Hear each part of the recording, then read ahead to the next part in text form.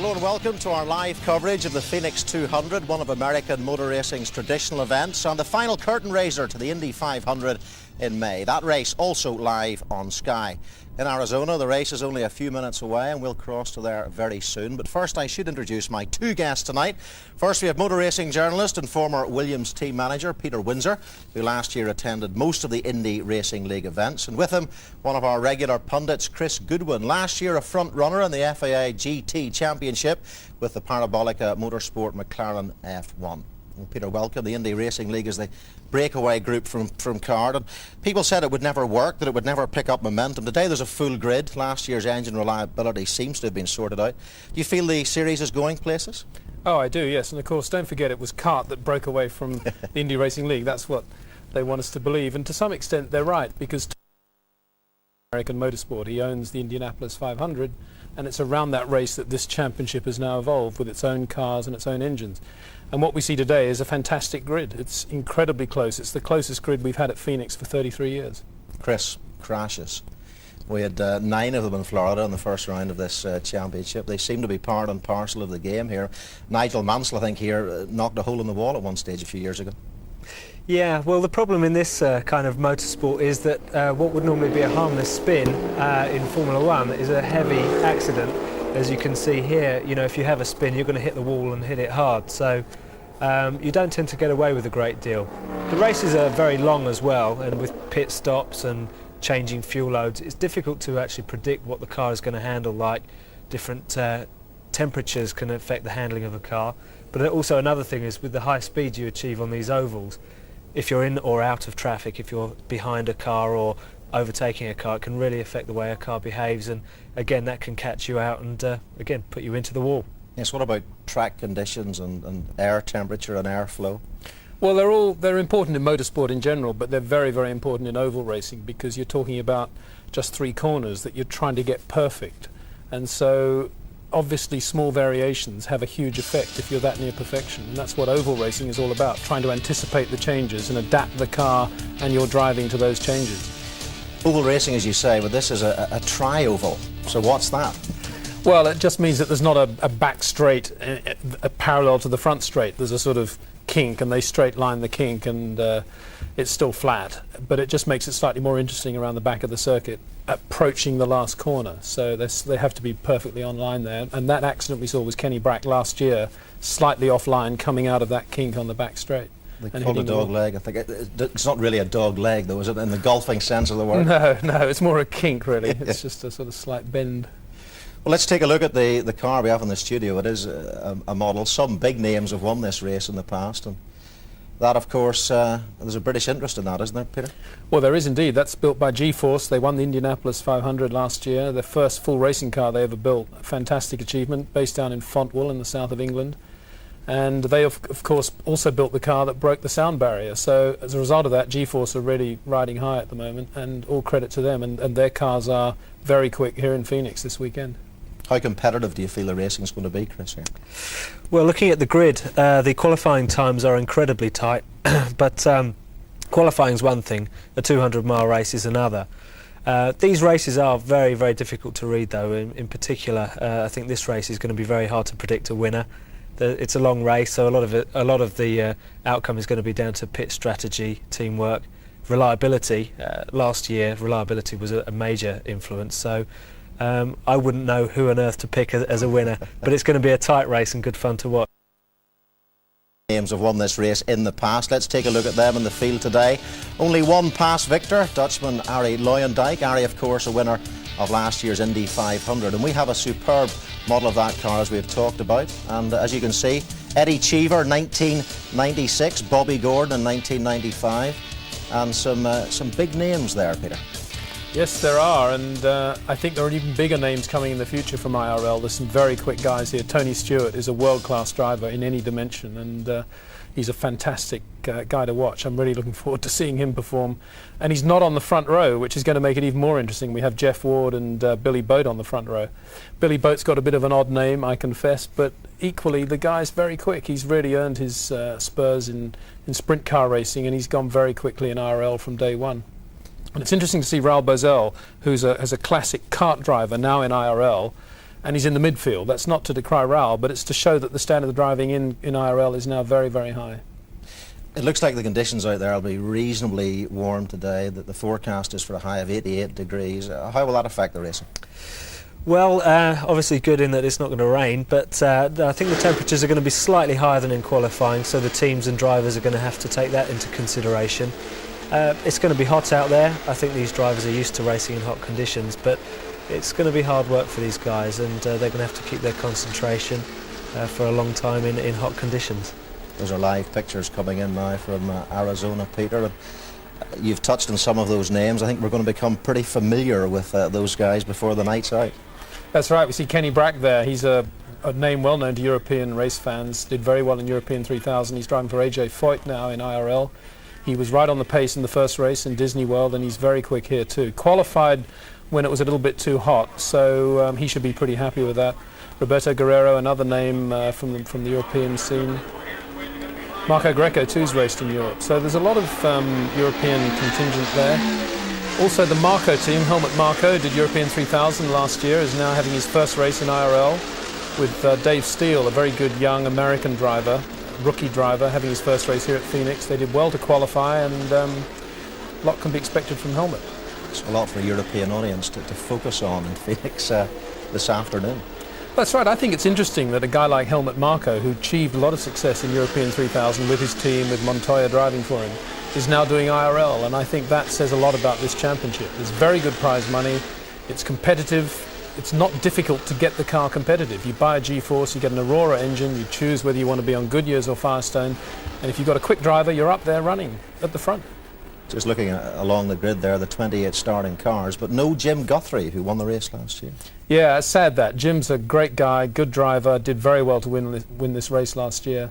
And his teammate, Jeff Ward, is on the pole. That's the irony of it all. And Jim was very quick in practice and qualifying, and then had an engine failure just at the wrong moment as he had to go out and set a time for the grid.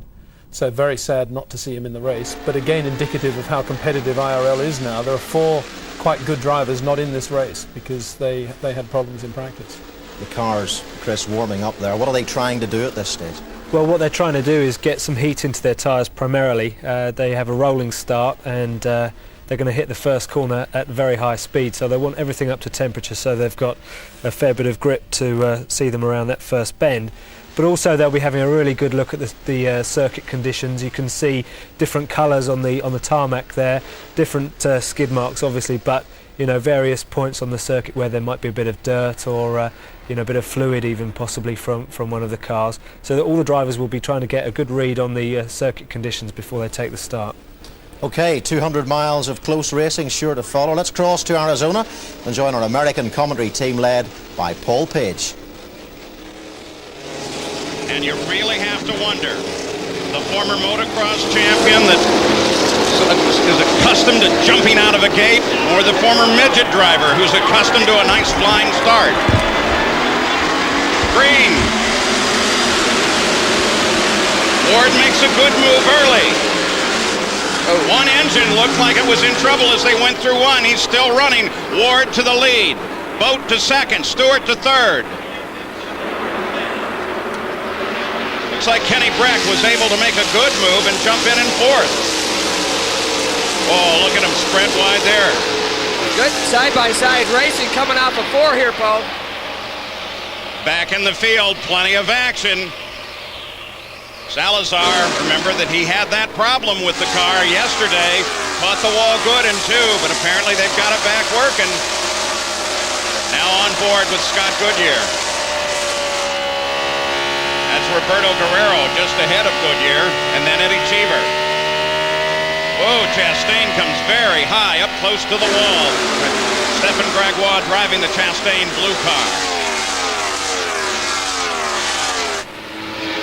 Back to the front of the field, Ford still out in front. Tabasco car hot today. Boat, then Stewart, then Kenny Brack, then Jimmy Kite. Salazar is now in 5th, followed by Hamilton, Sharp, J.J. Yaley, and Buddy Lazier. It took 2 or 3 laps, Paul, for these guys to all get sorted out and start feeling what the car is going to give them for this first segment, but a lot of good side-by-side racing early.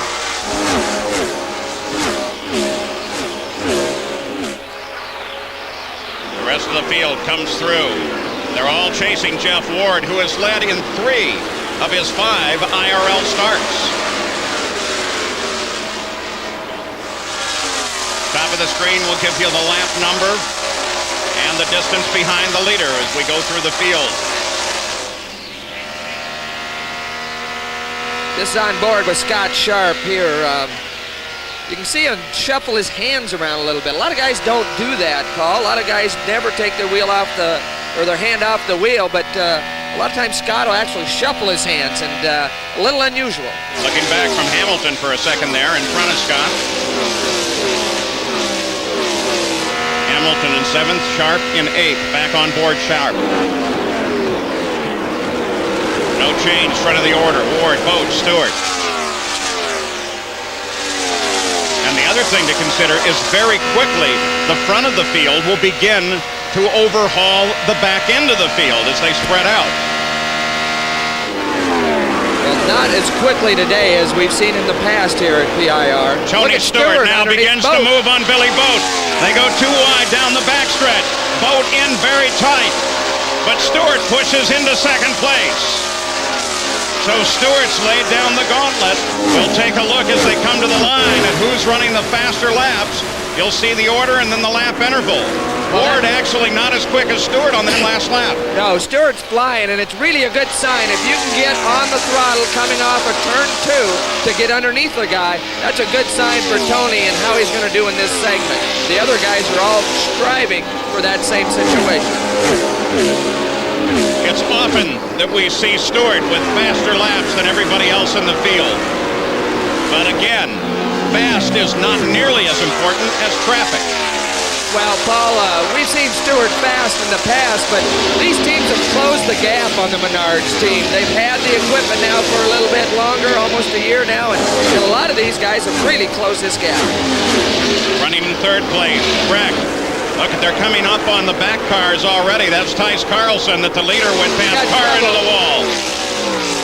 Down in the middle of turn 3 and 4, right before the Goodyear Bridge. Buddy Lazier, 96 Indy champion.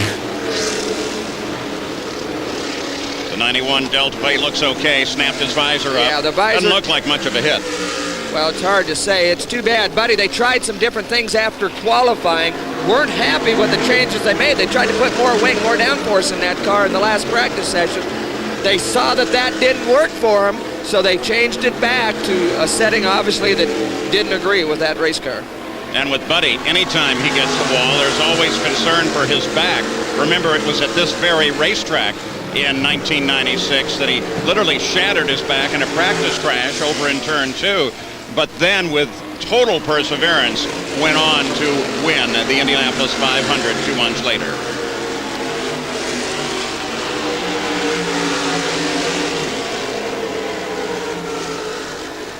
Well, God, that was real tight for somebody to get just by him without getting involved in that accident. That was Cheever that just about got involved in that situation. You can see the car didn't hit the wall very hard, and but the good news about these cars, they made some big safety changes on these cars to try to eliminate some of the problems they had last year.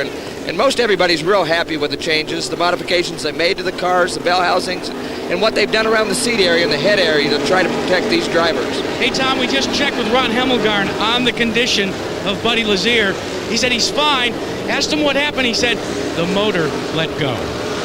Oh, I hope that's not a prediction of other things to come. Lazier was running in 10th when it happened. Right behind him was Eddie Cheever. You saw a glimpse of Cheever in that number 51 car. There he is again. And Eddie just barely missed him as he came through the corner passing him. Well, he did just barely miss him, but Eddie came from way back. He started 20th, and he's already up to 10th, 11th, that area. So obviously Eddie is real happy with what he's feeling inside that cockpit right now.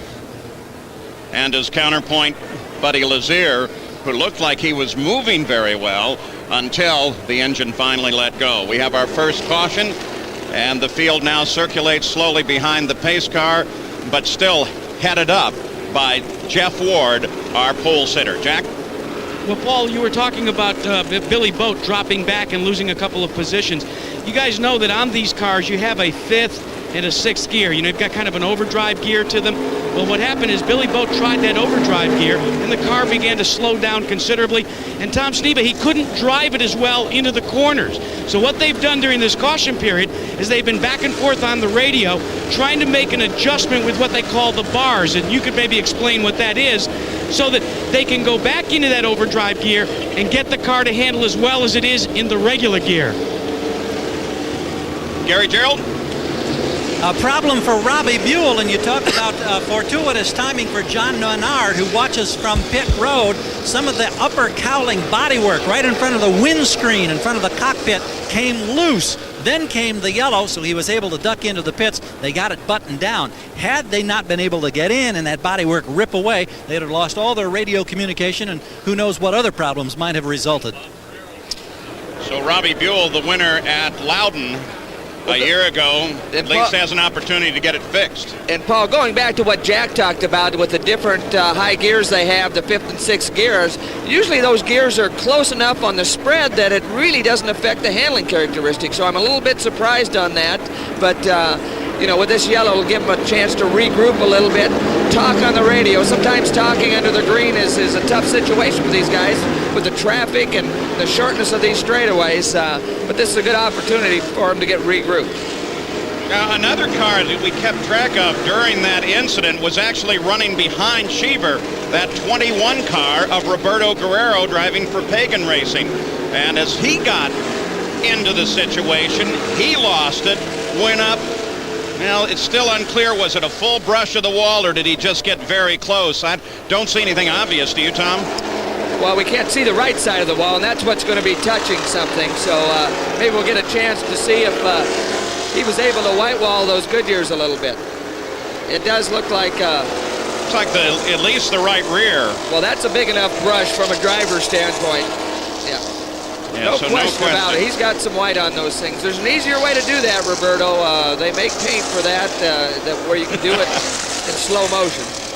Now, logically, Roberto ought to come in and take a look at that. Paul, race drivers a lot of times aren't very logical. So right now what he's trying to do is feel the car out. What he wants to make sure is that he hasn't cracked a wheel and maybe has a slow leak in one of those tires. And that's what the driver is trying to get through his mind, feel secure in.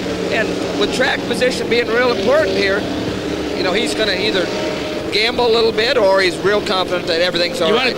You want to talk about track position, guys? That's exactly what happened with Brian Stewart. What he did with the Konica team is said, we haven't been lapped. What we should do is go in, top off the fuel tank, and then we'll be out of sequence when all the leaders pit. What will happen at the end of all those pit stops? Well, they think that they'll be in the lead. Gary? As for the leaders, Jeff Ward, we just checked with Mitch Davis, the team manager on the wall. He said this car is awesome. Now, it's not often early in a race you'll hear somebody talk in such glowing terms. Meanwhile, for the man right behind him, Tony Stewart, Larry Curry reports that they've got a little more push than they would like, but they want to wait until the fuel load burns off a bit, then see how the car responds, then make the decision whether or not they'll have to change any of the handling characteristics. Now, Brian Howard has the flags in hand. See the green come up there, furled. That says one more lap to go.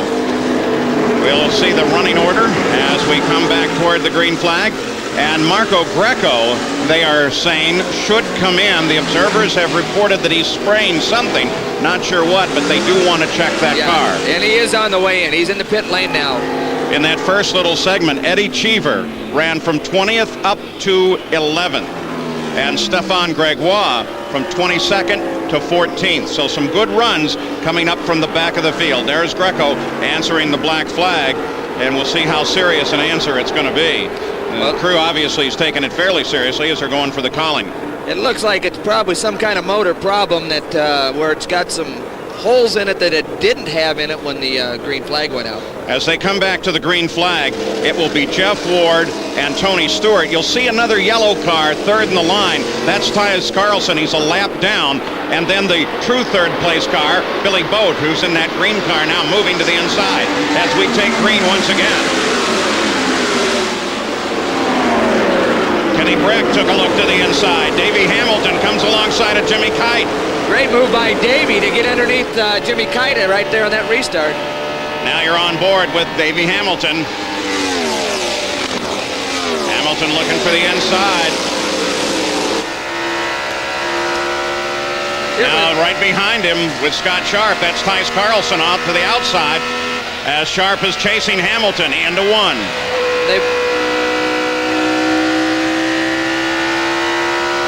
They've obviously missed the setup with Tice Carlson. He's getting passed by all these guys. That's real tough. You know, he's got to look out, try to save his life on the outside. Yellow again. John Paul Jr. catches the wall. Rolls to a stop. He's just off of turn 2.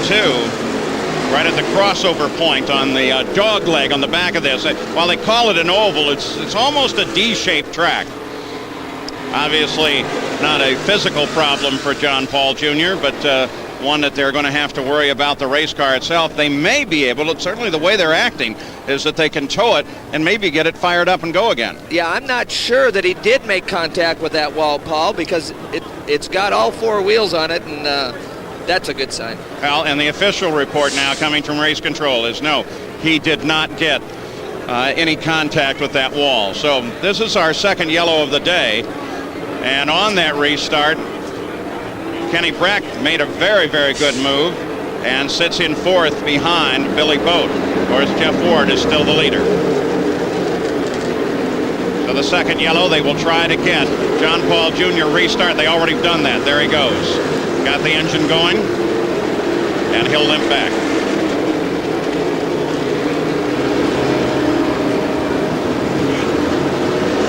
So still with the tow bar at the top of the car.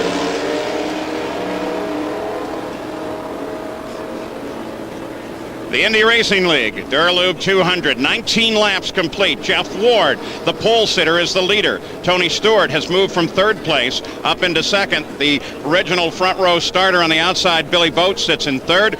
It's our second yellow of the day. John Paul Jr. spun it quickly to make this yellow. The first yellow involved Buddy Lazier, who actually caught the wall coming off of turn 3 and is out of the race at this point. We're ready to go back to green flag racing as the pace car brings the field around, and we show you all 28 of the starters here today. Only one other time in the history of this track have there been 28 starters. And the first 24 in the field are all within the same second after qualifying. Well, I think that's the key to the number of cars in this race, Paul, is how close they are. These guys, these teams have all just learned a tremendous amount in the last year and have really closed the gap on each other. Nobody's got a big advantage now, and really that's what it's all about. That's what makes racing fun. Tice Carlson driving for Jimmy Emke in and out of the pits. Of course, they've been struggling, obviously, with that car. He's been the slowest car in the field since they've dropped the green flag, and they want to find out why and get him going again. Well, and I was mentioning the part that when the car's off that much and you're in traffic, you're trying to save your lap or your life every corner, and then by looking ahead, but also you got to be worried about traffic coming up from behind. So that's probably the worst feeling in racing, is when you have to look both directions at once and hold your breath at the same time. Well, with the spin, John Paul Jr., who drove around the track with the lift bar still attached to his car, John Paul lost 1 lap, so he's down a lap behind the leader of the race. Jeff Ward, the Tabasco car. Green on the lower side and wings is chased now. Boy, take a look at Kenny Brack as he comes alongside Boat. Almost a little too close. Boat gets around him. Wow, they had wheels locked up there. That could have been a lot of trouble for both those guys. Kenny Brack realized it and tried to get back out of there as best he could. Yeah, and it's tough to do. That'll send you airborne as quick as can be. Still, Tony Stewart cannot outrun Jeff Ward. What a great job the young man is doing at the front of the field. Great motocross champion. Trying now to make his way with 4 wheels under him. Well, he might be twice as fast with twice as many wheels on that thing, Paul.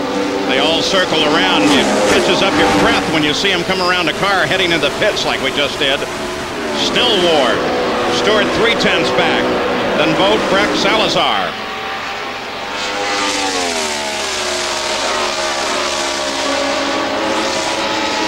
And that was actually Brian Tyler, who we saw down low heading for the pit. Some kind of problem there. Eddie Cheever on the move. Now up to 6th place after starting 20th. The first race here, Johnny Rutherford won $65.15. Today's winner will receive in excess of $125,000. Back at Phoenix International with the Pep Boys Indy Racing League, Mark Dismore just lost it off at 2, down onto the grass, and there's actually been quite a bit of change here. We'll make sure he is all right, and we can show you exactly what happened to Mark Dismore. Well, you can see he was underneath there, and the car just jumped sideways. There was a car on the outside of him there that might have taken a little air off of that, off the wing of this Dismore car, caused the car to get sideways. And also while we were away, Tony Stewart took over the lead of the race from Jeff Ward. How did that happen? Well, a very strong charge from Tony Stewart. Tony gets a good run off of turn 2 and beats him into turn 3. But that was all set up by the run he got off of turn 2. He was able to get into that throttle so much quicker. And almost immediately, Billy Boat and Kenny Breck also got past and put Ward back into 4th place. Earlier, Buddy Lazier into the fence. They've now had time to check him over. Jack Arute, how is he? Well, Paul, he's perfectly okay, and we've documented, Buddy, that it was an engine problem. But take us through those moments going into turn 3 with you at the wheel. Well, it just it's the worst thing a driver could ever ask for. You have no control. You're just going for a ride. Entering the engine, entering turn 3, the engine, tightened up a little bit and then popped, let go, and I clutched it. But you need that momentum to keep you in the corner, and I spun in my own oil and made contact. It's very disappointing, but we'll be back. Now, we've documented the problems with your back. You won the Indianapolis 500 literally with a broken back. You say that you're better, but how can a driver, how can any athlete, with that kind of life-threatening injury that you had, how can you continue? Well, I think it's you got to love what you're doing, and I think everybody out here is professional first and wants to make the money and win, but deep down inside they love what they're doing, and that's the way it is for me. Paul, Indy's next. And very important, of course, to Buddy Lazier is all. Jimmy Kite, he fell from 5th to 10th on the last restart. Not sure why. Well, it wasn't just a restart, Paul. They just missed the handling somewhere along the line. It's been a slow progression back. He might have got a couple cars might have got him on the restart, but he's been slowly moving the wrong direction. In front of him, that white car is Raul Boisel, the 30 car. He currently was in 12th as he headed into the pits. Well, I wanted to update you on Marco Greco's situation. He is retired back to the garage area. The engine has expired on Marco's car as well. We'll get a word with him because they're going to do some additional work. So 2 out of the race, Lazier and Marco Greco. Greg Ray from Plano, Texas, uses the opportunity on the 35th lap and decides to come in, top the car, do what checking they can. They're working on the rear wing, specifically on the wicker bill of that rear wing. And we should come back to the green flag at the conclusion of the next lap. Jack Arute? Well, Marco Greco, you say you've got a severe oil leak. The engine didn't blow, but it's blowing a lot of oil. You want to try and get back out. Yeah, it's a pump. I think there's some problem with the pump oil, and we try to see if we can fix it and try to make some points. It's very important for us. We came from long ways and try to make the team rise, and I hope we can do something. If not, we look for Indianapolis. Well, Paul, ready or not, we're going green.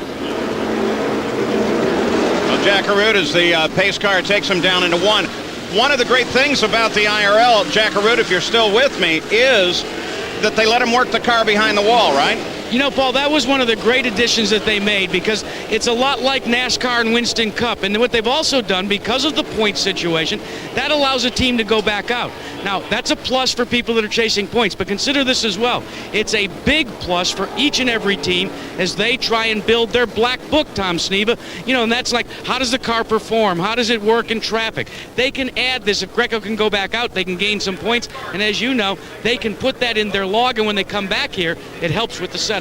Well, Jack, more importantly, Indianapolis is coming up. Marco's with a new team, his own deal. They're trying to get some experience, some pressure under fire, you might say. He needs to get that crew ready to make pit stops at Indy.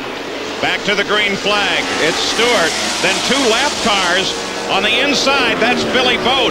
He comes flying down the inside. Mike Groff ahead of him. And now Billy Boat in second place chases the leader at the same time. You get a glimpse. There he is, high and outside, is Jeff Ward, also trying to handle that lap traffic.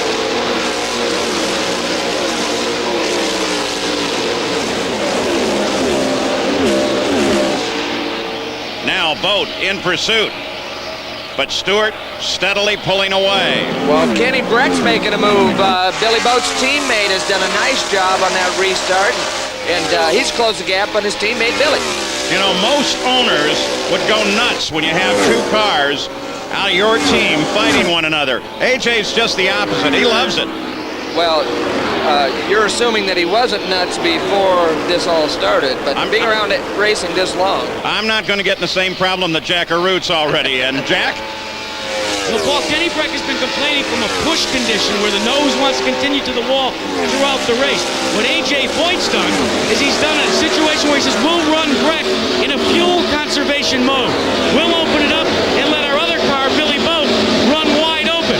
It'll be interesting to see what that does in terms of pit stops.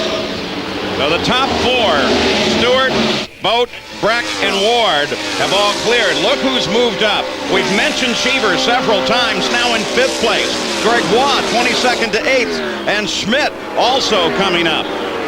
You know, Sam Schmidt just had eye surgery, and it brought his eyes to 2010. Maybe that explains the move. Usually, the worse you see, the faster you go, Paul, so I don't understand this one. Paul, you're talking about Eddie Cheever. You know, one of the great things that Eddie's done here this weekend is the fact that he's running unsponsored. He has a very close friend in the Colorado area that's developed a farm for terminally ill children to go out and enjoy themselves. So what did Eddie do to his friend? He said, hey, bring some decals to Phoenix. You're sponsoring my car. Sharp picks up 6th place as he goes around the 15 car of Salazar. And Salazar's a pretty good story, too, but this is looking out of the back of Scott Sharp's car right there. Scott Sharp, who had the fastest practice time in the test earlier in the month, he wasn't able to match those times in qualifying. Again, out of the back of Sharp's car. You can see back there a pretty good story. Salazar, he crashed that car in the last practice session. They had to change a lot of things in that car, but yet it's still right in the hunt. There's Sharp, take a look back. Running through the field, Davey Hamilton makes a move on Robbie Buell. And actually, Buell and done a nice job coming back up through the pack, so Davey's got his act together right now. This is on board with Davey. 45 laps complete. You can see that 33.8. That's a fuel mileage situation. When they see that on their dash, they need to be thinking about getting towards that pit. Trouble, right? Oh, big trouble. Big trouble as J.J. Yaley loses that slow loss right in front of Davey Hamilton, and Davey became the victim. Well, you could see how it startled Davey. From the in-car camera, you could see him flinch. He had nowhere to go. JJ just jumped sideways, caught the ball, and Davey was just not at the right place at the right time. Yellow comes out on the 46th lap. And my presumption would be that we're probably getting to a point where you're going to see all of the leaders head into the pit. Davey's out of the car here, but he's pointing to the firemen to try to get him to address the problem. Yeah, would you please put that out? That's I don't want to take this back all burned. It's a lot easier to see when that right rear is gone, but that's not what he wanted to see happen. Davey's okay. Safety team there.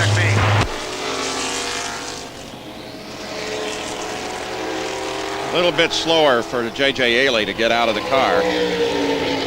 Time to time, we try to monitor the two-way radios. Car 44, car 6 at turn 2. Car 44, car 6 at turn 2.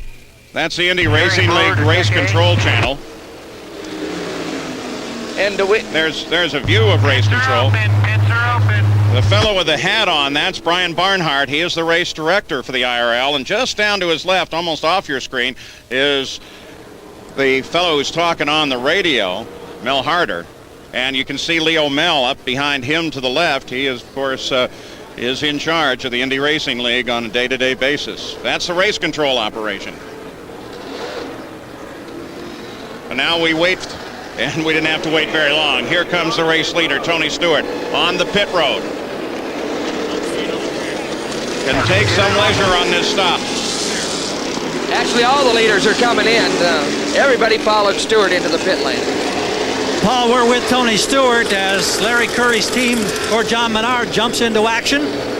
His teammate, who is just beyond him by 2 pits, caught part of that last debris and had damage to the left front. That's Robbie Buell. You see a major wing change with Tony Stewart.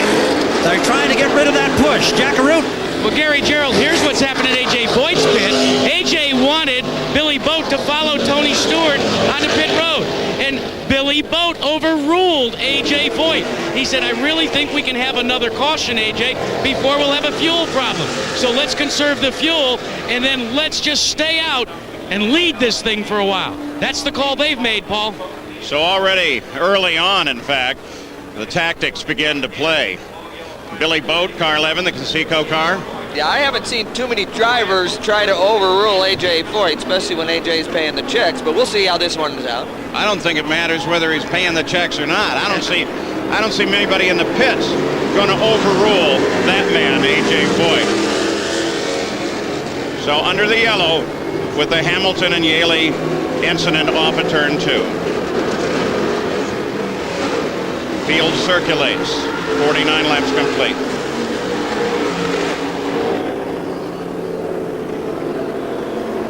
At Phoenix, nearly a quarter of the race complete. We are under yellow.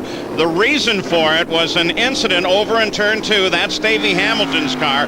He's actually the victim in this thing. He was following J.J. Yaley in the number 44, that green car, and just suddenly a lazy spin. It was lazy, but it wasn't lazy in Davey's mind. He just had nowhere to go. He's already committed high. This is the way it looked from on board. They head into 1. Davey Hamilton chasing Yaley. Well, Yaley, you can see the car moving around just a little bit right there, and all of a sudden the car just jumped sideways. That had to surprise JJ. Poor Davey was looking for a place to go, and it wasn't there. And you know, if he'd gotten another few feet down the track, the wall disappears, and he would have been clear. So we're under yellow in the Dura Lube 200. We'll return with more of this race after a message and a word from our ABC stations. Back at Phoenix under yellow. Let's take a look at what's happened thus far on the 10th lap. Buddy Lazier caught the wall, and he was fortunately not injured, but when his engine let go, was out of the race. Then the lead change. Jeff Ward on the left, Tony Stewart on the right as Stewart powers under him. Ward fell further back when he was attacked by Billy Boat as well. Then on the 32nd lap, Mark Dismore tapped to the wall, in across the grass. They're going to put him back in the car. He's going to get back into the fight. And then on the 46th lap, Davey Hamilton was following J.J. Yaley. Yaley spun. Hamilton caught the wall. Different look at the same thing, Tom. Well, this is from Goodyear's point of view. Yaley gets sideways. Davey has no place to go. Now we got debris. Watch this thing. The tire coming across with a half shaft in it. I'll guarantee you the driver's eyes are closed right there. Boy, that is a terrifying moment for Scott Goodyear. Let's go to Gary Gerald. And one of the victims of that incident, a flying wheel caught the left front suspension for Robbie Buell. Significant damage. It got into the side pod, the side plate on the front wing, and all the suspension. They're trying to replace it, but he's been here a long time. Jack? Well, Gary, Jimmy Kite is having problems, not with his engine, with his brakes. They've lost them, they've brought him back in, and now what they're doing is filling brake fluid on board, bleeding the brakes, and they're going to send them back out. A 1 mile oval, guys, you need brakes. Well, not only brakes, but the traffic that these guys are experiencing, you got to have brakes, and you can't be competitive without them. There's the official order after 54 laps. But as they come back to the green flag, it will be Billy Boat out in front, and then another car, and then Eddie Cheever. Now, neither one of those two cars have made pit stops. They're expected really in another 19, 20 laps that they will do that. Then 2 other cars, Mike Groff, Paul Durant, and finally third place, Raul Boisel. That's how they come to the green. Billy Boat, that dark green car. Well, they're actually Leader of the behind race. Tice Carlson there, who was at the end of that lap, so it's going to be tough to get by traffic at that situation. Eddie Cheever. Boat still trying to clear traffic as Cheever comes to the inside. Oh, what a nice move for Eddie. Sorting the traffic, just like you said, and Cheever takes the lead. 4 or 5 wide back there coming down the front straightaway, Paul. So Cheever, Boat, Bozell. And then anybody's guess. Well, this is some fun stuff.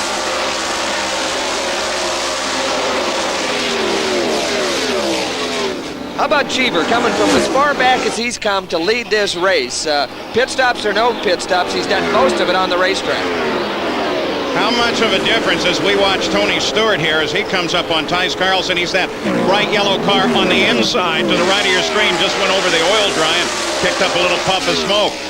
Stefan Gregoire right there too, looking for racing room, trying to get around Tice Carlson. Well, another good story. Gregoire started way back and he's up to 4th spot with some trouble in the pit earlier. Back to Cheever.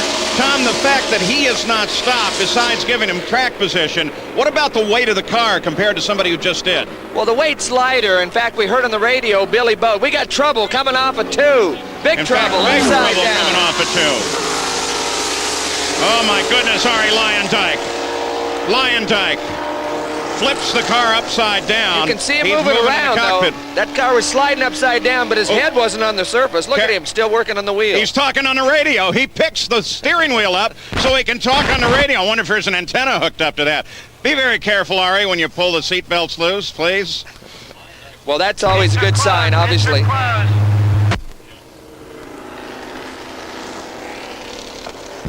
Steele, the other one in that incident. Car 22 in turn 3.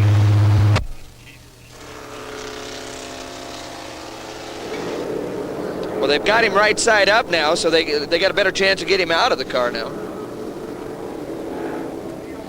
Looks like he's okay. Yeah, it really does. That's great. So Dave Steele, the 22 car, was the other car that you saw sitting down in turn 3. It was fun to see him hop out. Obviously, there's not much trouble with Larry right now. Look at his helmet. Look at his helmet.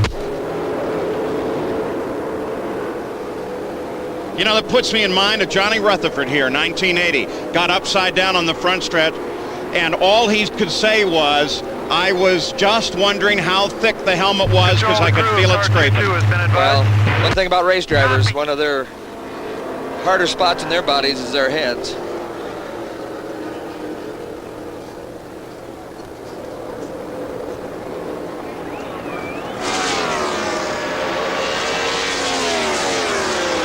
Here we see it. Steele looks like just jumped sideways. Lyondike had no place to go again. But again, these cars are just jumping sideways coming off of turn 2. Look at the right side tires. Still have a lot of momentum. You can see Ari moving around. He throws the wheel out. That helmet is amazing. Good news is production. There was no burnt spots on the balaclava, so that's always a good sign. Well, Herm Johnson paints the helmets for Ari, and a major paint job coming up. We'll be back. We're under yellow in the Dura Lube 200, the Indy Racing League at Phoenix International Raceway. Here's why.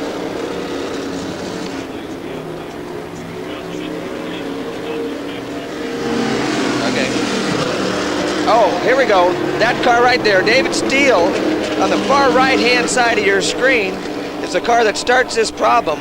The car's going to jump sideways. You see it jumping sideways. No, they have no place to go. They try to go on the outside.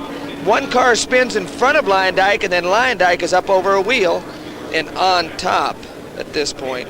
It was Sam Schmidt, the 99 car, that yellow and red car that was down in and spinning as well. And it scraped right on his helmet. Now, they're still working on that. By the way, Roberto Guerrero pulled off after the restart, and we'll check on that as well. Jack Arute? Well, Paul, Roberto Guerrero drove by us on a dead toe. He was still in the cockpit of the car, so we'll check on that. But J.J. Yaley, who finished first at Manzanita last night, not going to do that today, along with Davey Hamilton. First, Davey, what happened? Yeah, we just running hard. Actually, I broke 5th gear right off on that restart, and I fell back 3 or 4 spots, and I still had 6, so he put in 6 and was coming back through there, and J.J. just got away from him, and nowhere to go. Just got pit between the wall and him, and that's racing, but we'll be back. J.J., did it sneak up on you, or just how did it transpire? Well, there at the beginning of the race, we had a pretty bad push, and, they told me just ride it out, not to, do any foolish moves. And, I caught up to the guys in front of me there, and they kind of crossed over a little bit, and I don't know if that got the car loose or not. But, it's very unfortunate for Quaker State in one call, and, John Menard and Jeff Sinnott giving me the chance. And, we'll just put it back together and give it a shot here at Indy. He signed as a research and development driver for John Menard. This face could be in Tony Stewart's seat next year. Guys? Yeah. No question about it. You consider that Tony Stewart is heading off to a ride in NASCAR next year, full-time ride. That may be his replacement at Menard. We'll be back. Back to Arizona. Still under yellow, Billy Boat comes in for fuel just as scheduled. Gary? Well, they held him off as late as possible. The reason being they think they're well into the window now where they can hopefully make this a 2-stop race. The early leaders won't be able to do so. He's rolling right around 14 seconds. The stop on lap 67. Now the aerial shots here today provided by the Goodyear Blimp Eagle, based in Carson, California. Recently, Goodyear doubled its blimp fleet to 6. 2 airships being added in Europe, 1 in South America. Don't forget tonight on ABC, the network premiere featuring Alfalfa, Spanky, Darla, and the whole gang, you bet. It's the Little Rascals, followed by the world premiere of Blood on Her Hands. Little Rascals out on that oval as well so far. You were talking, Peter, about the speed of the circuit, and Phoenix is known to be pretty quick even for an oval, isn't it? Yes, it is. It's a fast circuit. I mean, the main characteristic of Phoenix is that it's quite wide, and you can actually get 2 or 3 abreast. And sometimes you get away with it, sometimes you don't. But it's quite a good circuit for overtaking. And but there are quite a lot of circuits like Phoenix now in dimensions, so it's not unusual in an American racing sense. I think it's worth pointing out that we have quite an interesting Goodyear Firestone situation here. We've got a lot of Goodyear runners going well, but then you've got Stewart alone almost on Firestones going incredibly well.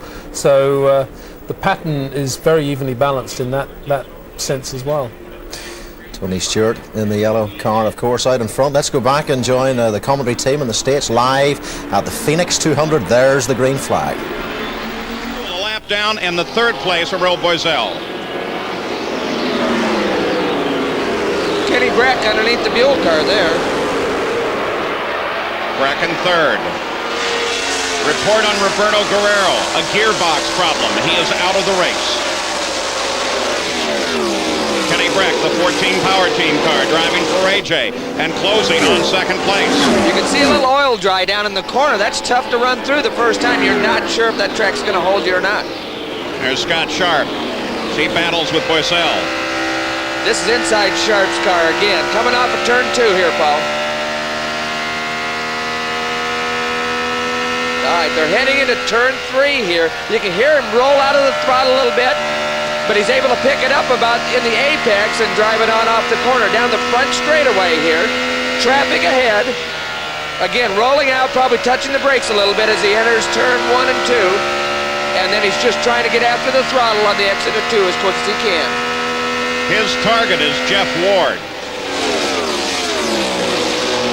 Just ahead of him. I think his target is between the fences, Paul, and Ward's in his way. There's Scott Sharp. That's Jeff Ward as he goes into turn 1 again. Well, he's catching this group. He's not catching them very fast, and that's going to make it a little more difficult to get by when he does get to them.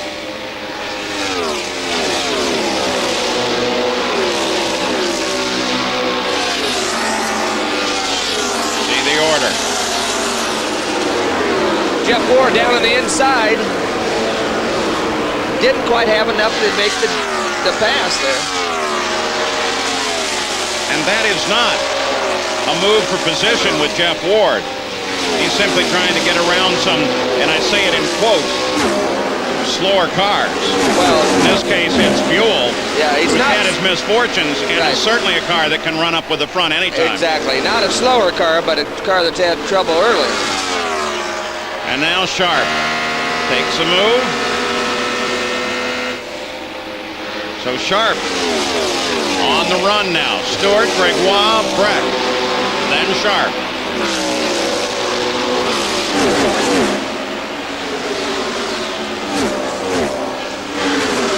Scott's having similar problems with Buell as well. Well, it's a good battle here. All four of those cars right there together are very similar in speed right now. That's one of the things I like about racing on ovals. There's a car in the middle of that. It's not for position, but it's still part of the fight, and it makes for some great racing. John Paul Jr. in the black car sits just ahead of them. He's very quick. This is the fight for second. Well, Kenny Breck has just caught Gregoire and is trying to put a little pressure on him. But how about Gregoire? This guy started way back. Not a whole lot of money. Big question marks for sponsors on the side of that thing. The white and orange car, that of course is Breck. The blue car with the question mark, saying, hey guys, we performed great. We're going to the Indy 500. Somebody surely wants to paint their name on there. I don't know what these guys do, but always in the race, this thing goes towards the front. Well, I think a lot of that, besides the obvious skill of Gregoire, is Darrell Soppy, who has put many great efforts together as a chief mechanic team manager. Darrell's been around a long time. Worked with Mario Andretti, worked with the Penske team. Whoa, it looks like Gregoire's going to get caught up behind traffic. No, he doesn't. He was able to clear it. Did a nice job there. And Breck decides the inside line's the place to be. Breck car slowing going into turn 3. It looks to be Jeff Ward. It is Jeff Ward slowing down. And there is Ward. A sudden slow. I wonder if it's an engine. Remember, there have been engine bearing problems. They got a lot of bad bearings. They don't, a lot meaning not a whole bunch, but a group of bad bearings, and they're not sure what teams ended up with them. Imagine how that makes the engine builders feel. Well, I know everybody in the DePasco crew is real hot right now. Tony Stewart, the leader, is only about 2 seconds out in front of Gregoire. Here he comes through the field.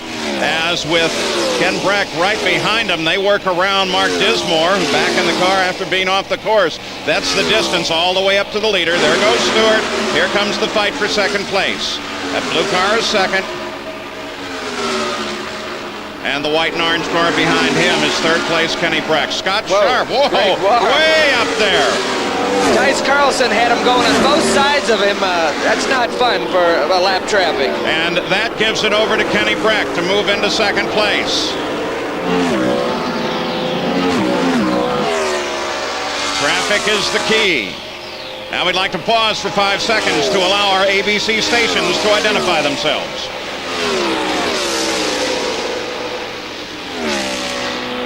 At Phoenix International, the leader is Tony Stewart. The battle is at second place. Kenny Breck and Stefan Gregoire have been battling for second. Scott Sharp is sitting in fourth place, and Scott Goodyear is currently in fifth. That's Scott Sharp. He's back some distance. He has ground to make up. Well, it doesn't take long to make up ground at Phoenix International, especially if he can get some of the leaders in front of him in some traffic situations. 84 laps, now 85 miles complete on the Mile in the Desert.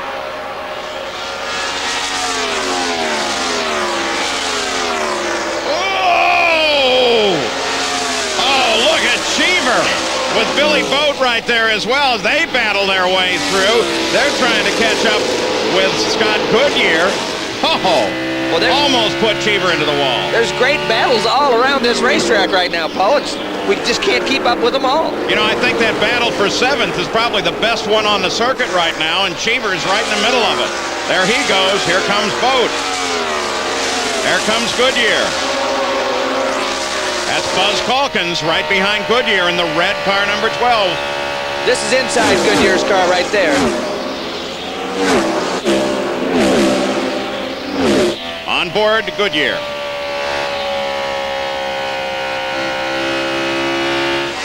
You can hear that engine noise from the in-car Camry. He wants to get back after that throttle on the exit of 2, but it just won't accept it, so he's got to feather it a little bit. So Billy Boat. And there's Stewart. There's Boat. Currently leading that battle for 6th place. Look at this on the moving up. Boat 11th to 6th. Dismore, after having trouble, 22nd up to 18th.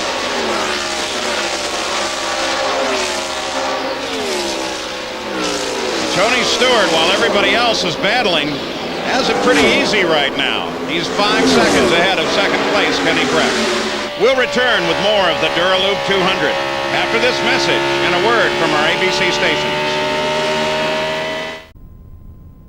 We've got live action for you from the Phoenix 200 in Arizona, and Lion Dyke at the moment is talking to our American reporters. Let's hear a few words from the man who ended up upside down. Okay, because it seemed all slow motion to me.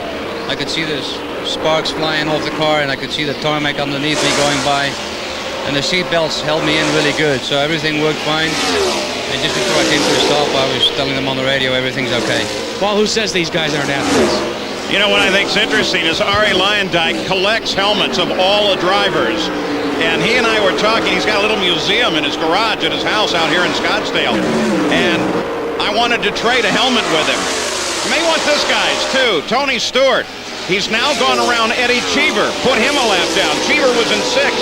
Billy Boat in the 11 car, just ahead of him now, is the next car that he's planning on putting a lap down. Remember Stewart, last stop, though, on the 48th lap for fuel, and we now are on lap 101, just past the halfway point here at Phoenix. By the way, for next week, next Saturday, racing, kart action from halfway around the world when we bring you the Budweiser 500K from Japan. Michael Andretti, will he be able to make it 2 in a row?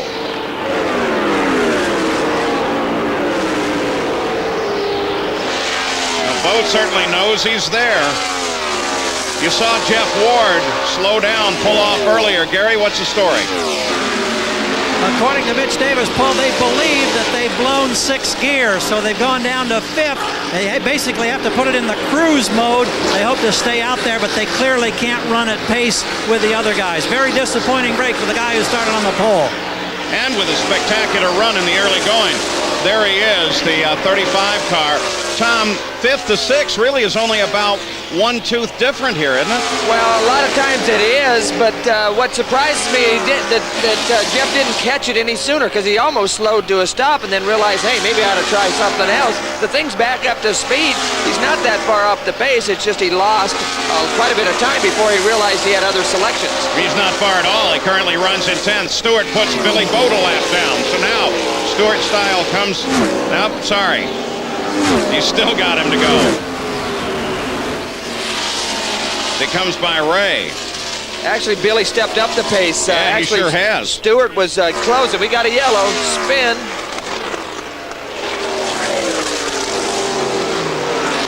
Well, that will save Billy Boat for the moment. The spin is Paul Durant. And that's a brand new team. Car 23. Look at that car. You don't quite know what color to call it. Because that car is, for the most part, raw carbon fiber exposed. Turn 1. Yeah, that's getting your act together real late in the day, I would say. Pits are closed. So race control tells everybody up and down pit road that the pits are closed until the pace car gathers up the field, and as the safety equipment goes out to handle up the situation after Paul Durant got sideways. Stewart has just taken a pit stop. Let's go back. Back at Phoenix International, taking advantage of the yellow, Kenny Breck, the 14 car, came in. Also Tony Stewart, they were 1-2, and Stefan Gregoire came in. Now those cars all pitted on the 48th lap. You would also expect Scott Sharp would be in the pits as well very quickly. Billy Boat, on the other hand, was able to move up and catch up to the back of the field just before he was going to go down to the leader of the race, that number 1 car of Tony Stewart. There is Billy Boat. Now, you can get up to speed on all the facts of all auto racing Jackaroot and I both right. Well, Tony Stewart nipping into the pits, and how do you think it's shaping up now after that? Well, Boat stopped as well, and it looked as if he's on new tyres. So I would suspect Stewart's in a reasonably strong position right now. But anything could happen, you know, it's just a race of yellows, isn't it, basically? And as I say, it's going to be luck of the draw who actually takes a gamble against coming in late in the race and then perhaps gets an advantage with a yellow. Firestone, Goodyear, what's the significance of the tyres out there, Chris? Well, the Goodyear guys seem to outnumber the Firestone ones, but Firestone are on the strongest car out there so far. As we said, though, it's a bit of a lottery. Goodyear have covered their odds slightly by having more tyres on more cars, but I'd put money at the moment on Firestone coming ahead first. Not quite sure what tyres the tractor was on, but Stewart certainly in the lead. Let's go back to Arizona. Now, the reason for the yellow, we suggested maybe Paul Durant might have spun. Well, not so at all. What he did was lose an engine.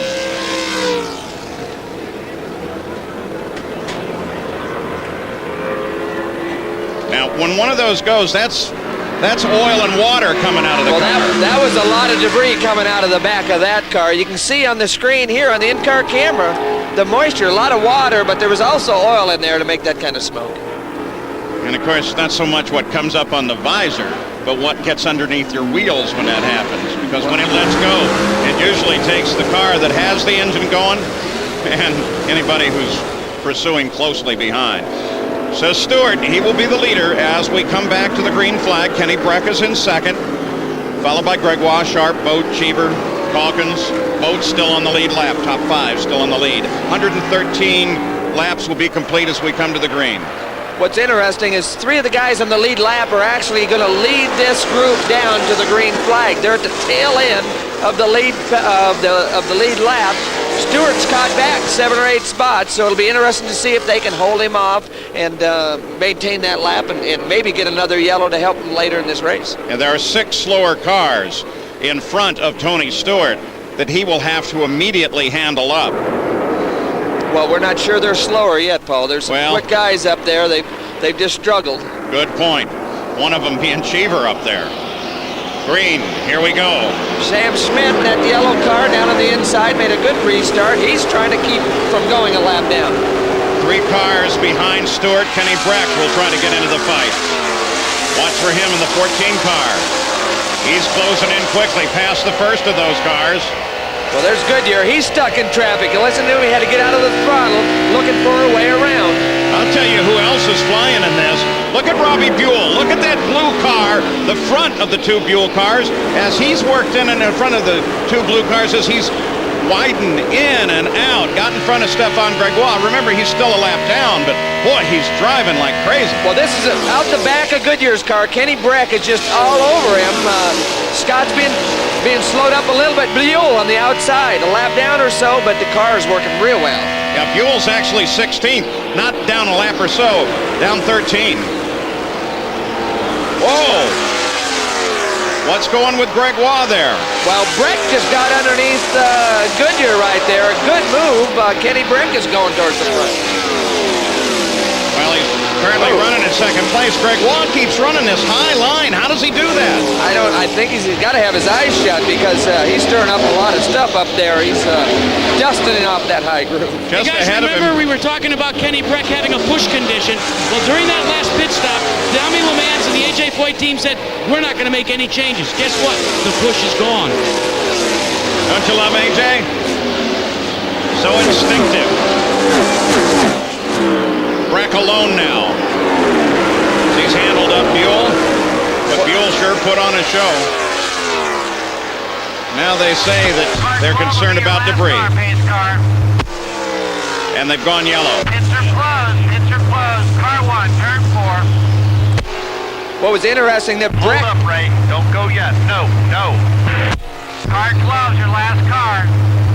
Car 1, turn 1. You got him, Pace car. Pace car, take him low on the front straightaway. Pace car, low on the front straightaway.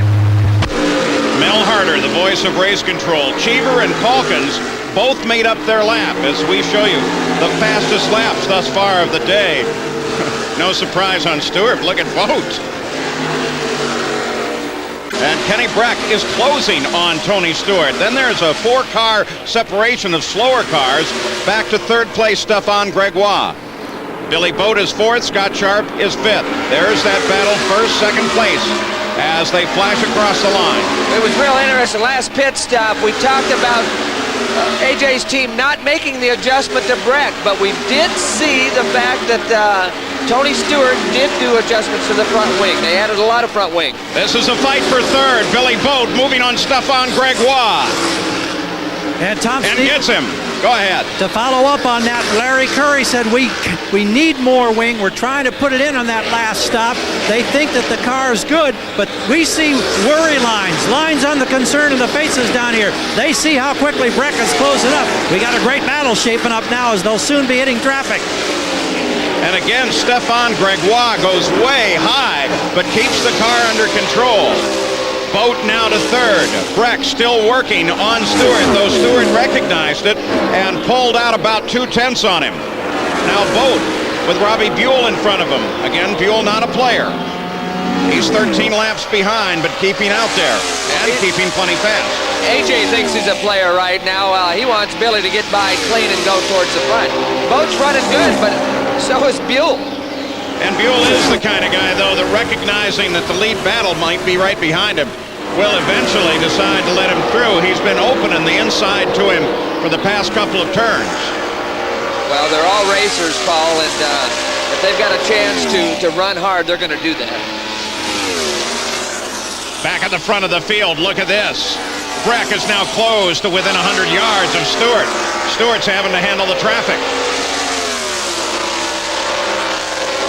Breck, that white and orange, number 14. There's Stewart, number 1. The reigning champion, the Glidden car. And Breck around traffic, back in contact with the leader.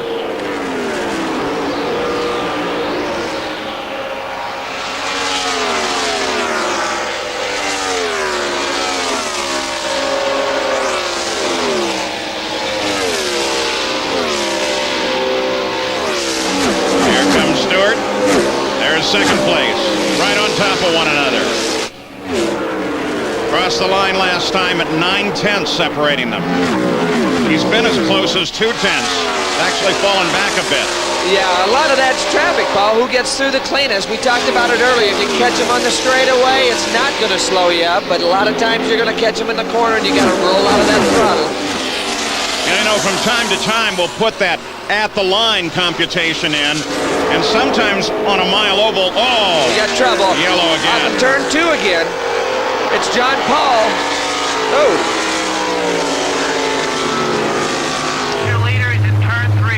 So John Paul catches the wall off of 2. Every incident today, save one, has been off at 2.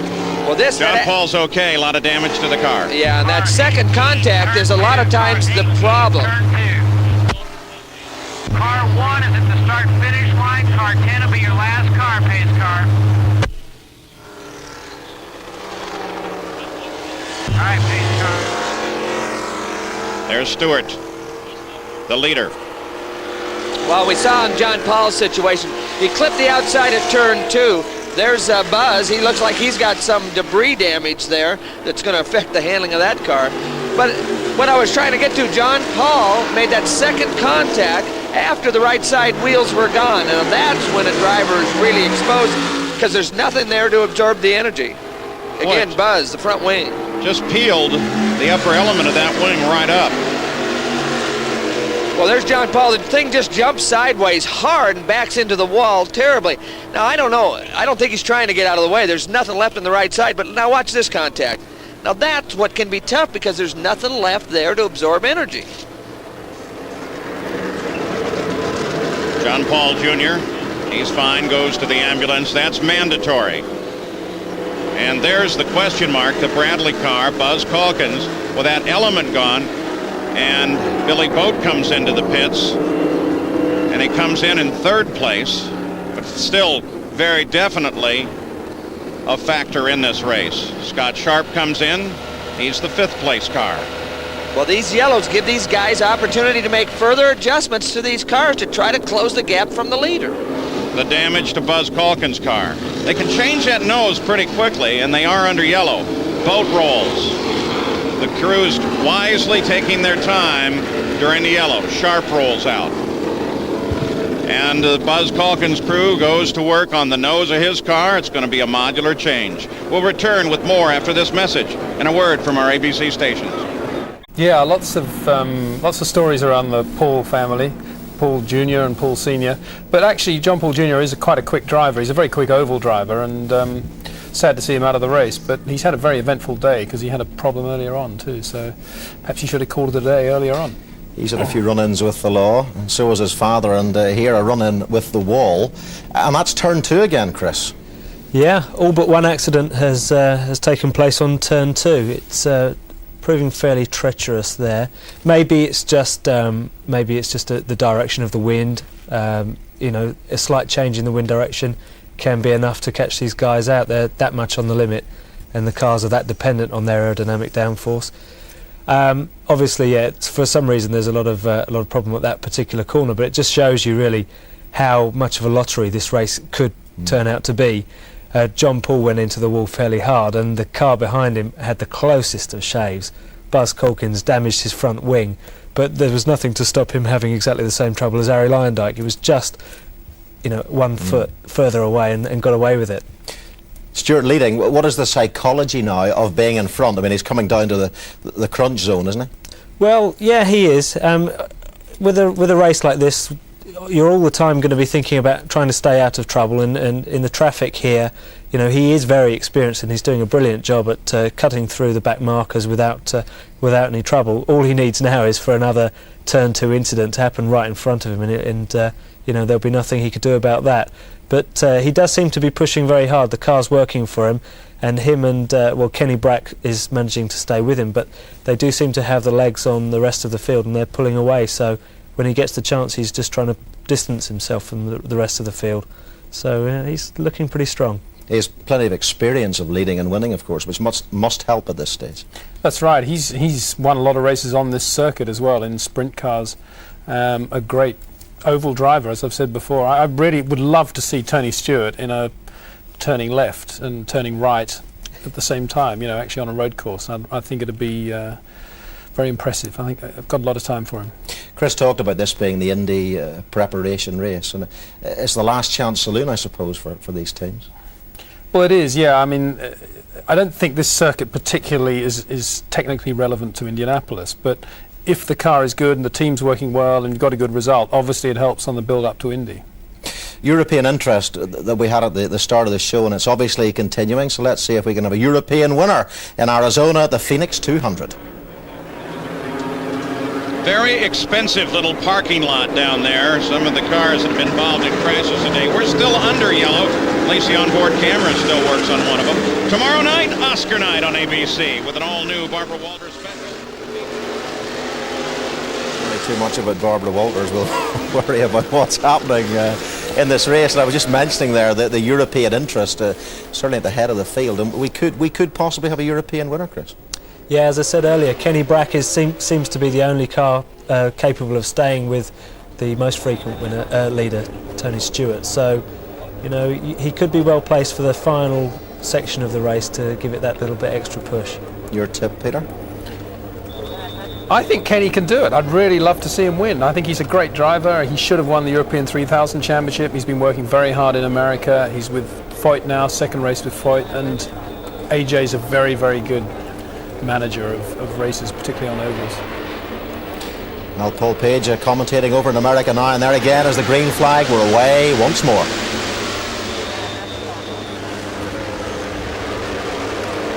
Battles at the front of the field, 140 laps complete.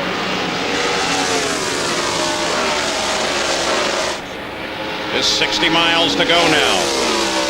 Billy Boat was in, topped off. He sits in third.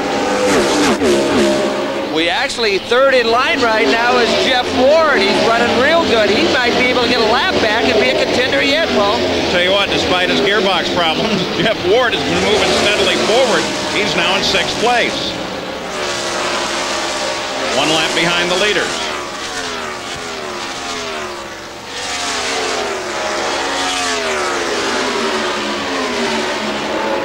Scott Sharp on the move as we continue to watch the battle for this lead. He just got around Billy Boat, and so Scott Sharp is now third. Gary Gerald? Well, it's very interesting about the situation for race leader Tony Stewart. They elected to stay out during the last yellow. They were trying to decide, should we come in and top off? Should we gamble that we'll get another opportunity? They've elected to gamble, but it seems clear they will have to stop for a final load of fuel. That could be a great advantage for Billy Boat, and it could help Jeff Ward get himself on lap. Jack? Well, Gary, it will not be a big help for Kenny Breck, however, because talking to Tommy LeMay in the power team pits, he says, I think we're going to have to come in and give Breck a splash and go of about 4 gallons near the end of the race. The other thing that Breck has noticed is that when he chases Tony Stewart down, Stewart is on the rev limiter. Now, for Kenny Breck and this team, that's kind of like using the whip to a thoroughbred. That's really heightened their emotions, and they've told Kenny Breck, go ahead, chase him down, because we're going to have to pit anyway. Guys? Stewart leads, Breck 7/10 back. There's that interval. There's Stewart. Kenny Breck right in pursuit. Kenny Breck from Sweden, nice young man. Stefan Gregoire has been running in 5th place, and Roberto Guerrero doesn't hold a candle to Gregoire's line on this track. Well, he's dusted off some unexplored territory out there. It's been fun to watch him come through traffic. It's pretty exciting to watch this kid. This foreigner, I don't think he knows where the groove is here, but he's getting around the racetrack in a hurry. He climbs high, low. More often than not, he's high, right up close to the wall and throwing up dust. Well, that's Sam Smith just in front of him. Well, actually, Sam's doing a good job out there, but Greg Wa's been able to go high, low. Now here's the pass underneath. Doing a good job trying to come to the front. Great representation of one of the small teams as we go back to the front. And again, what the IRL has been looking for is to boost up these smaller teams and get them competitive. That's exactly what's happening. Nice level playing field. Stewart now dealing with traffic again. Well, no problem there. Tice gave him some room to get underneath. But here's Jimmy Kite that had trouble earlier. Yeah, he knows he's there. He ain't going to fight with him.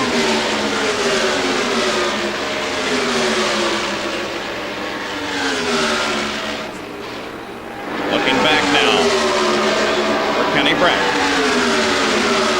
Here he comes. 1.2 back.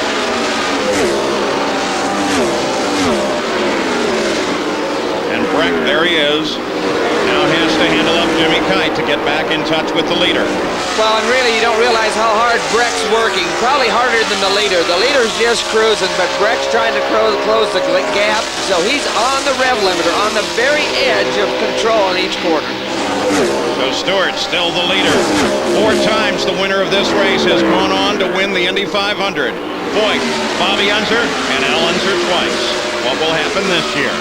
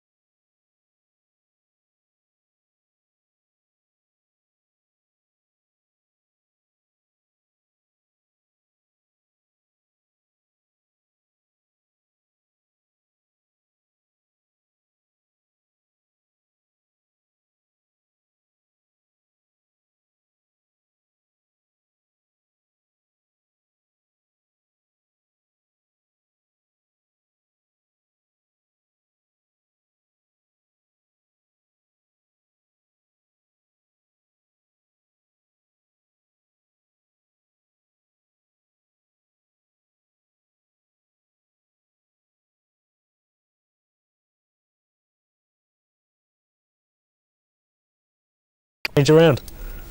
Thanks, gentlemen. Let's go back for the climax in Phoenix right now. Field just took the green, 173 laps. Scott Sharp took the lead when Tony Stewart came in for a splash of fuel. So did Kenny Breck. They're going to have to fight through traffic. On board with Sharp, the leader of the race. Look at Stewart there, set up behind the white car of Boesel. And Kenny Breck right on top of him. Breck's all over him. Again, dealing with traffic, that's what makes PIR so much fun. Breck hesitated for just a minute. There's a white and orange car, the 14-car power team car. That is Kenny Breck. He's the one to watch for because he's the one that's got to catch Stewart. You see the blue car, Buell on the outside, a couple laps down, but making a heck of a run. I'll tell you what, if Buell hadn't gone those laps down early on, he'd still be a key factor in this race. There's a lot of fast cars out there right now, Paul. Billy Boat's in the middle of that gaggle back there, too, in the 11 car. Jack Arute? Well, let's check with Mike Horvath, who's the engineer. Can he go the distance? We think he can. How tight's it going to be? Can't hear you. How tight? How tight are you? Oh, plenty of room. Oh, yeah. And they all got their fingers crossed down here, guys. Yeah, I heard the hesitation. We think he can. Oh, you got a mic, Jack. Plenty of room. Scott Sharp.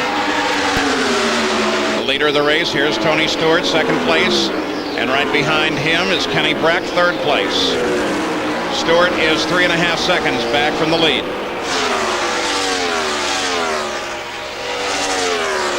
At Phoenix International, 177 laps complete. The leader is Scott Sharp. He picked the lead up when Tony Stewart and Kenny Breck ran for the pits to get a splash of fuel. Sharp's team thinks that he can make it to the finish, but they don't sound real confident. At the same time, Stewart and Breck are trying to close and are in their own battle, just simply trying to get there. Well, there's Stewart trying to get through traffic. Radio conversation says he's having trouble getting through traffic.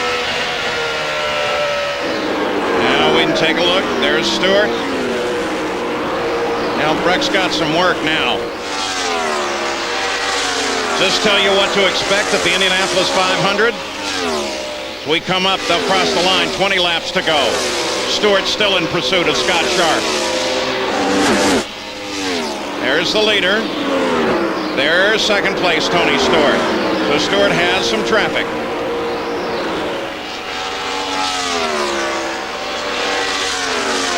Three cars between Sharp and Stewart.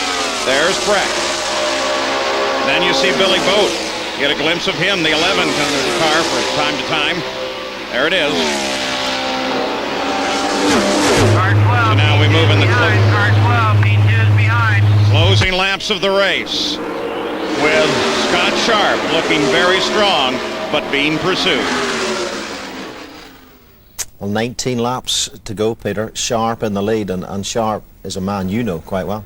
Yeah, he's a good guy. He won the championship. He shared the championship with Buzz Corkins in year one. Had a few bad accidents last year, knocked himself on the head a bit, none of which were his fault except for one. And he didn't do the last 3 or 4 races. The doctors said that he ought to just take a rest. But his father, they've got a long history of motorsport in that family. His father's done very well in Trans Am over the years. And Scott is a very talented, very quick guy. We've been away from the live pictures for long enough. Let's watch the racing while we talk. And what, 17 laps to go, and Sharp, but does he have enough fuel? That's the big question, isn't it? Well, yeah, he has, if you believe what his pit are saying, and I think he must do. They must be fairly confident, otherwise they would have called him in under the last yellow. But you never know. But in F1, we've seen guys running out of fuel in the last lap before, haven't we? That's right, and if they were taking a gamble that there will be another yellow, of course they would say to the commentary team who are asking them, yeah, we're fine. We've heard a lot of techno babble out there, losing air and dirty air. What's the layman speak of all that? Well, the result is a big crash. But no, I mean, that's a very relevant point, particularly on these small ovals. They're high-speed circuits, so you rely on clean air over your wings to push the car down to the ground and give you the grip. You're in so much traffic all the time that the air, there's a lot of turbulence, and you don't get consistent amounts of downforce. Ooh, and a big crash there. I say. A lot of turbulence on his wing. Peter, that was frightening. Car, Yeah, we need to see what happened. As I say, these cars are very, very strong, and we've seen drivers walk away from some very severe accidents today. Chris, what protects them in those situations, in the makeup of the car itself? As you can see there, the wheels and suspension come off the cars very quickly indeed. They're just, they're designed to rip off as soon as you make contact with anything solid. But it's what the driver's sitting in that is really built very strongly. Unfortunately, there's Kenny Brack out of the race. Looks like he got caught up in that accident. But you can see the drivers moving around. They're very well protected. The cars and the regulations every year change to make it safer and safer for the car, for the drivers. But looking at this accident, a hell of a lot of traffic going through that corner, and probably coming up to the accident just now.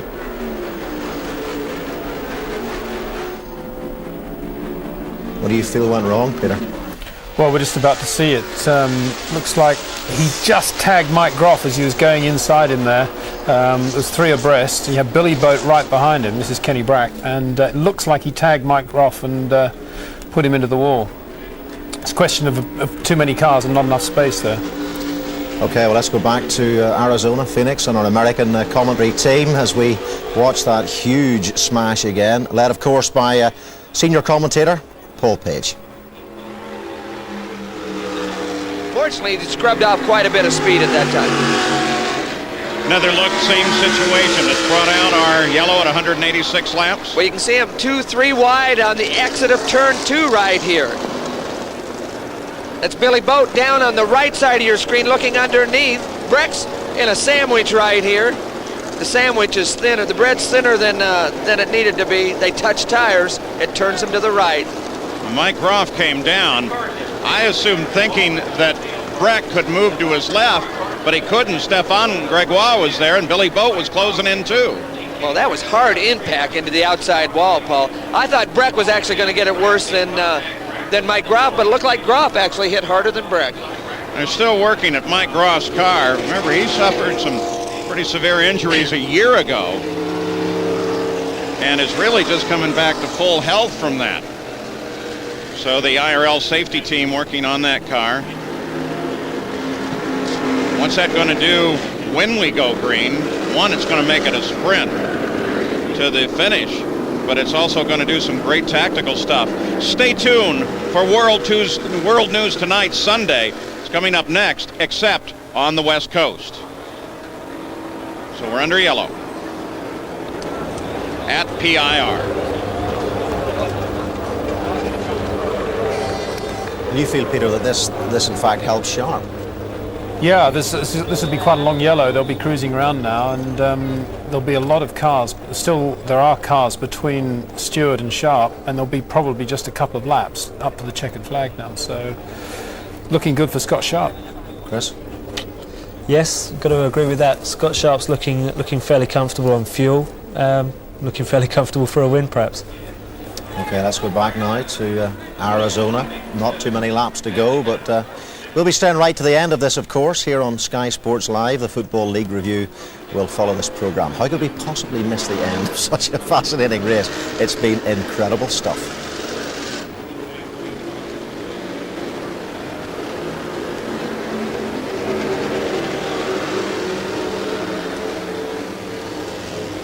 Scott Sharp is the leader. Now, under the yellow, his teammate Mark Dismore is lined up behind him. Not a contest in the fight, but he could be a factor in the race. Well, then there's Tony Stewart, who is second place, and then Stefan Gregoire, who is a lap down in fourth, but obviously can run fast with the leaders. Then the true third place car, Billy Boat. Well, the real key to this is we've got Sharp's teammate between him and Stewart for this victory, and if I was a betting man, I'd bet that Mark is probably not going to pull over and let this guy go by unmolested. Gary? Larry Curry sits here. You're waiting patiently for the opportunity to go for the win, but you've got team cars in front of you. How big of an obstacle is Dismore in the 28? Well, Tony radioed me and said, send somebody down to the 28 car and ask him not to hold us up. And I said, Tony, that's Scott Sharp's teammate. I don't think we get much influence. But Mark Dismore's a clean racer, and we'll let those two guys go finish it, I'm sure.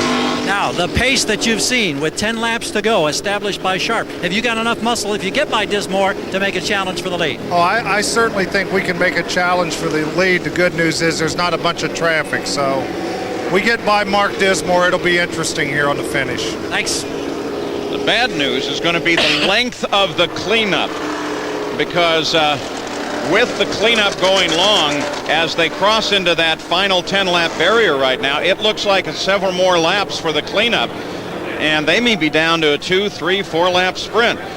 The view high above, the Goodyear Blimp Eagle, been providing aerial pictures today.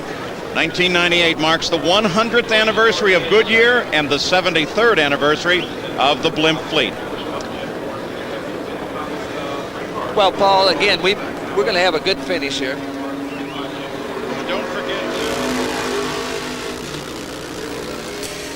Well, Peter, see Stewart there still weaving about out there, and even though there's only 10 laps to go, but can this race finish on a yellow? Oh yes, it can finish on a yellow. One hopes that it won't, and I suspect it'll sort of finish with 2 or 3 laps to go. That's the way things normally happen in America, magically. But it's interesting, he's got Mark Dismore in front of him, as they say, a teammate of Sharp's, and Dismore's actually driven for the Menard team, so there's a bit of sort of blood there, and it'll be very interesting to see what goes on. Dismore's not slow either, he's a quick driver, so let's wait and see. It's actually amazing, Chris, that he's still there, because he had that spin at the beginning of the race. But let's go back to Arizona now, in Phoenix, as we watch the cleanup operation. Or your local news. On the West Coast, it's the Liberty Mutual Legends of Golf.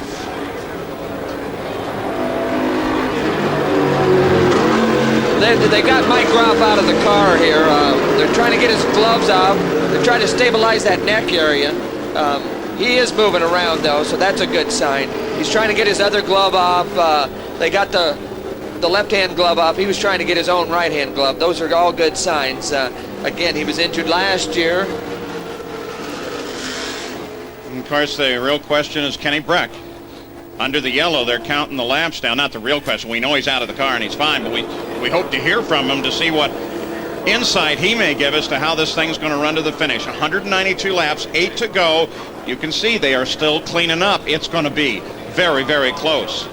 The pressure is very definitely on those safety crews now that the drivers are out to try and get the equipment off of the race course. Yeah. Well, it looks like they got the debris off the course. It's just a matter of getting Mike's car and Mike into a safe situation. I'm sure the Menard team would probably actually be looking for a red flag right here until they get that problem cleaned up, but it doesn't look like they're going to get that situation.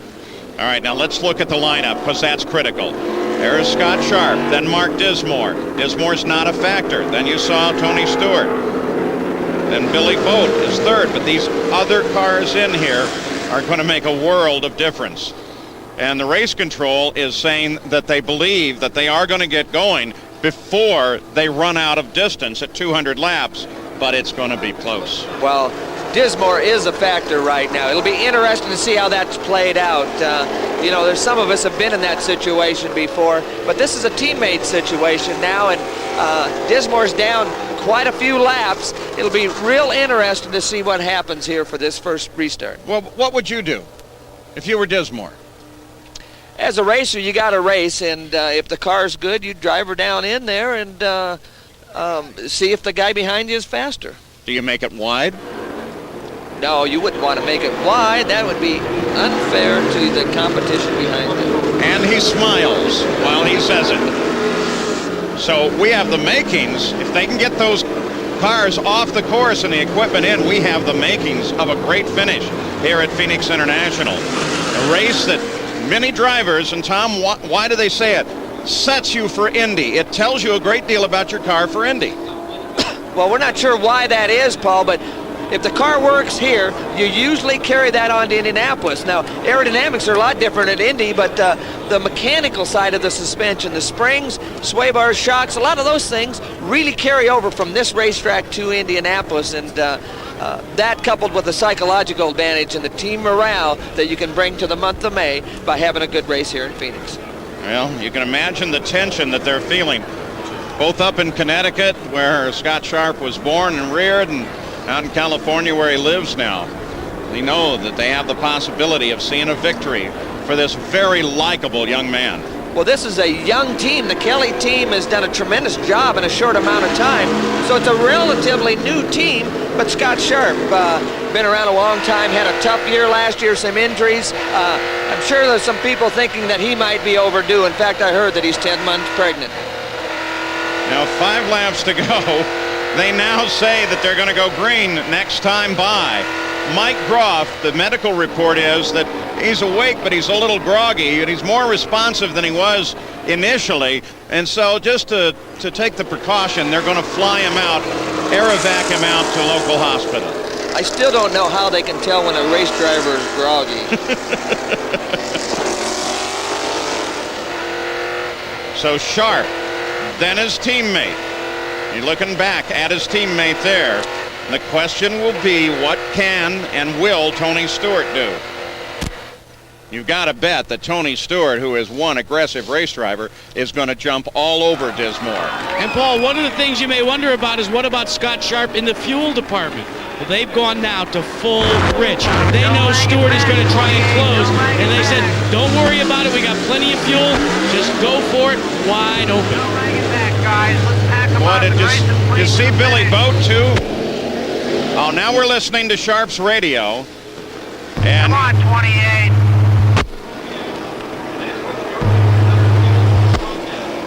Actually, race control trying to get the field to bunch up nice and All tight. right, guys, let's pack them up. Let's look good. Come on, 28. Listen to that. They're trying to help the 28 pack up, but don't leave a gap. 28, let's go. Move it up, 28. They're trying to do is talk the team into pushing Mark Dismore forward. And of course, what Dismore is doing is lagging a little bit. Well, it's a real slow start right now. I can't believe how slow they're going, Paul. This could cause some excitement right here. I mean, they're almost stopped out there. I've never seen them go this slow. The pace car keeps slowing down to try to get Dismore to close the gap up. Green flag, control. Green flag. Green, watch Stewart. Car 28, 3 to go. let the one car by. Car 28, let the one car by. Who really got caught out there was Billy Boat. That slow restart hurt Billy quite a bit. Now Sharp can taste it. Can Stewart catch him? Billy Boat is also sensing he might be able to catch Stewart. Next time by.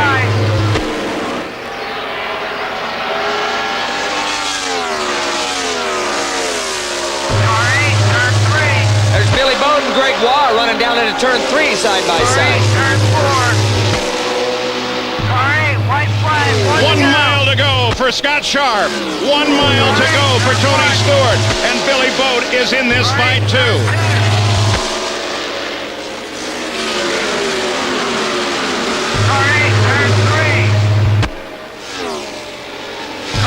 Scott Sharp is going to get it done. As he comes off of turn 4, he knows he has it. Stewart can't run him down, and Boat can't run down. Jackaroo. Jackaroo on your radio, congratulations. What a terrific victory.